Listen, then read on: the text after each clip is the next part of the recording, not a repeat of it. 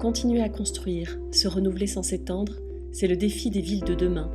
C'est pourquoi la rénovation, l'extension ou la surélévation des bâtiments deviennent des options de plus en plus recherchées par les maîtres d'ouvrage.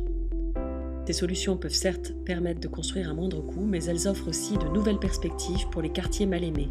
Les fameuses barres de béton tant décriées se voient ainsi totalement transformées.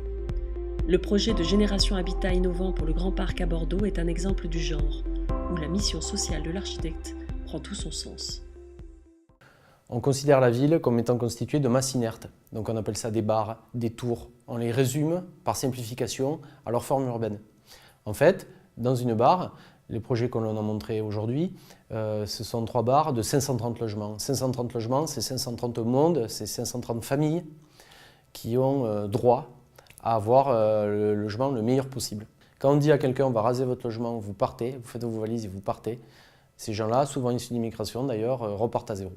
Et donc l'objectif, c'était de réconcilier une politique sociale et une politique urbaine. Nous avons réalisé des extensions en béton préfabriquées avec des planchers d'une épaisseur de 4 mètres, c'est-à-dire qu'on rajoute 4 mètres de plancher à tous les linéaires de façade de cet ensemble immobilier. Et donc on a 3 mètres de jardin d'hiver et 1 mètre de balcon. Dans certains cas, sur les petits logements, ça double la surface. Pour donner quelques chiffres, on est à peu près sur 50 mètres carrés en plus de plancher par appartement.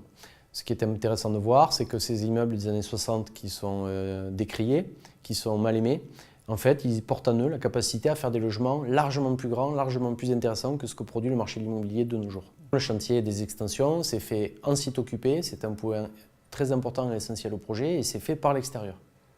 Ça veut dire que les gens n'ont pas eu nécessité de déménager, ils sont restés chez eux. Et c'était aussi un souhait à long terme, c'est-à-dire que par exemple les extensions n'ont pas impacté le prix des loyers. On est sur un coût de 45 000 € hors taxes travaux par logement pour la transformation.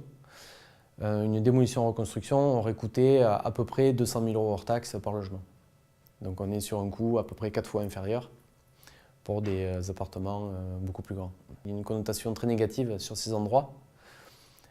Qui porte sur également les populations qui s'y trouvent.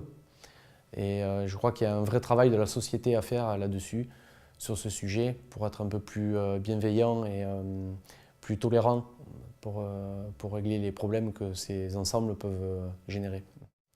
Je crois que le rapport aux autres, le rapport au monde, le rapport à son quartier, le premier élément qui le constitue, c'est le logement.